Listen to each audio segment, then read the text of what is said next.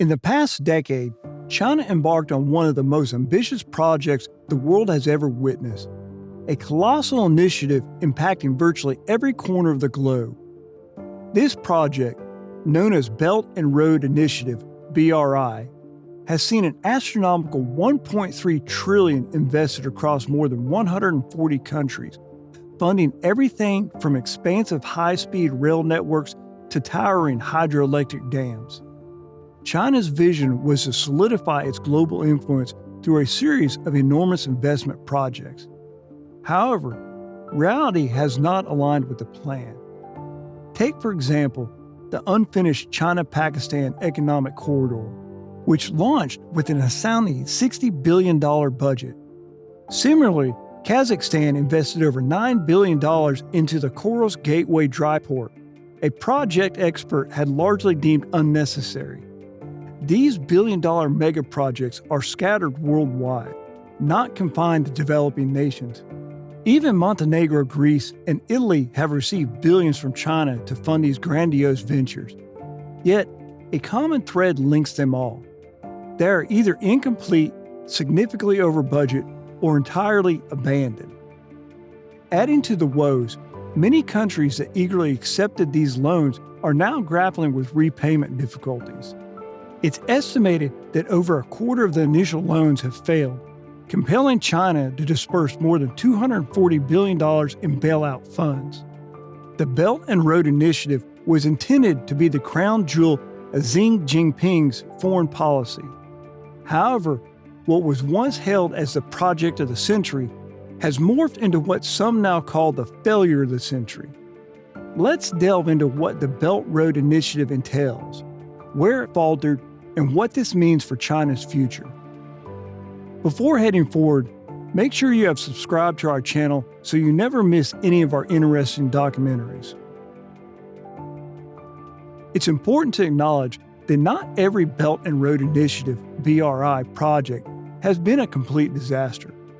While numerous endeavors have overshot their budgets or proven unfeasible, some have managed to generate benefits, such as creating jobs and spurring investments in the host countries. Take, for instance, the 4 city residential complexes in Malaysia. Despite these pockets of success, the stark reality of many BRI projects has gradually emerged. Launched in 2013, the Belt and Road Initiative aimed to extend China's global influence through 2 main components: the Belt, which focused on land routes connecting China to Central Asia and Europe, and the Road, which involved developing sea routes and infrastructure spanning Southeast Asia, Africa, and the Middle East. Interestingly, many of these projects were already underway or in the planning stages before official launch of the BRI, suggesting that the term itself served more as a unifying brand for various initiatives. Energy sector projects have been a significant focus of the BRI, constituting around 40% of the investment as recently as 2020. Typically, a country would sign up for a new energy or transportation infrastructure investment, with Chinese firms contracted to design and build the projects using Chinese labor. Upon completion, these workers would return home.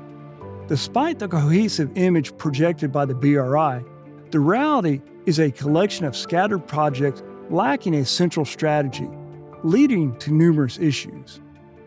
To understand why China embarked on such an ambitious goal infrastructure project, it's essential to consider its historical predecessor, the Silk Road. For much of history, China was a dominant economic power, with its goods highly sought after worldwide.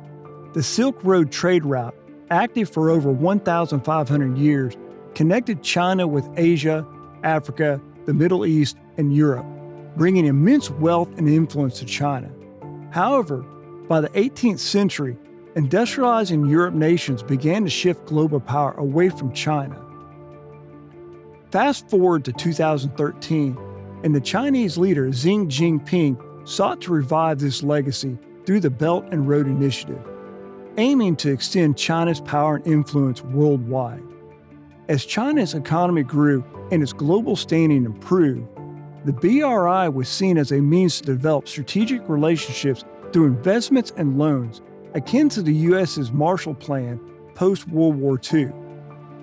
This was especially pertinent in the energy sector, where major beneficiaries of Chinese loans included resource-rich nations like Russia, Qatar, and Malaysia, ensuring China's access to crucial materials. Another driving factor behind the BRI was the need to utilize the vast foreign currency reserves amassed from trade with American companies. China's role as the world's factory had led to the accumulation of trillions of dollars, and investing in overseas infrastructure was viewed as a strategic use of these funds. Additionally, China faced significant overcapacity in its economy.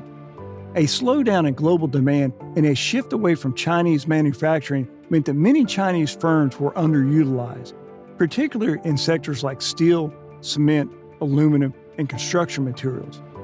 The BRI offered a solution by providing these industries with work through various infrastructure projects. In essence, the BRI was conceived as a multifaceted solution to expand China's global influence, utilizing its foreign reserves and employ its productive capabilities, all while generating returns on the loans extended to participating countries. Over the past decade, China has aggressively pursued a global presence, extending its reach by lending to numerous countries. However, this eagerness has come with significant risk, as China now faces the possibility of many of these loans not being repaid. The opacity of China's media and the general lack of detailed information make it challenging to assess the full scope of the Belt and Road Initiative, BRI. Nonetheless, it's evident that China has embarked on thousands of projects in over 150 countries, often without thorough checks or balances. One major issue with the BRI is that many of the recipient countries are developing or emerging nations.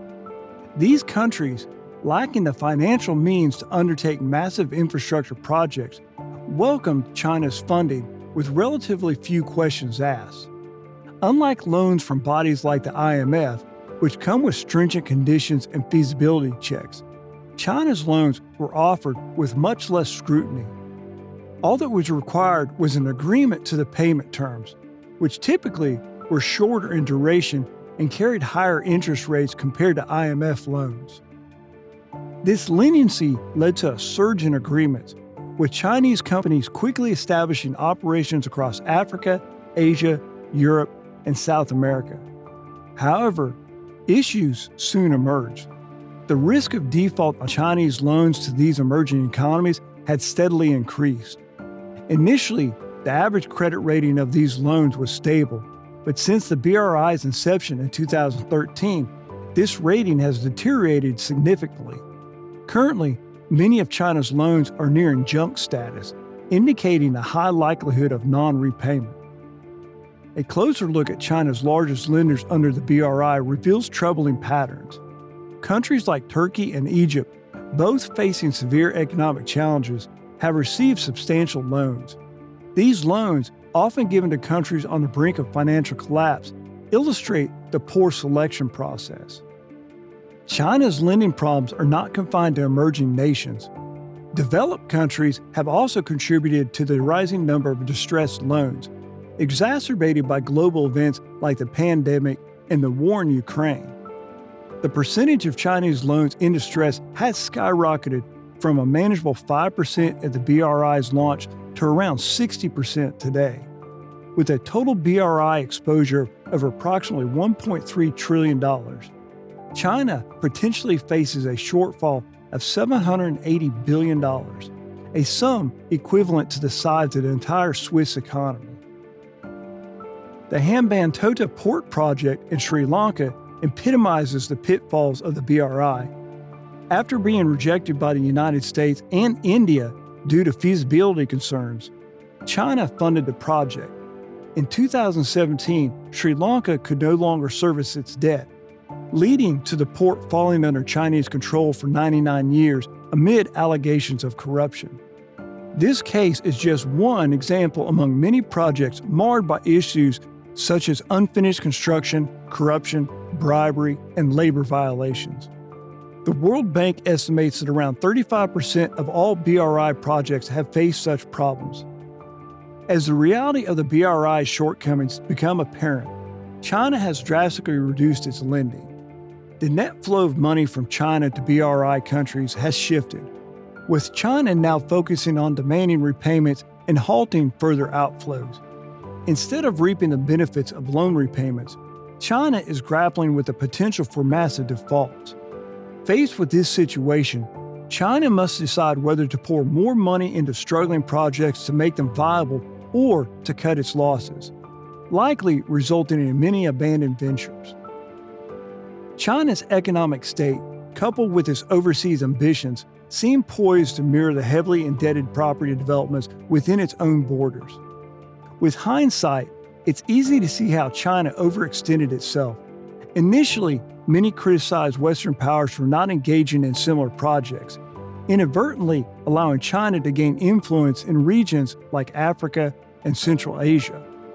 Although the BRI has bolstered China's image as a global power, any significant failures could swiftly tarnish their reputation, especially with rising interest rates and global economic downturn on the horizon.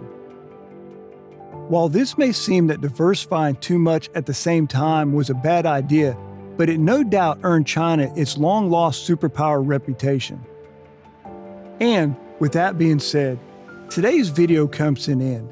If you liked the video, press the like button and subscribe to our channel for more exciting videos.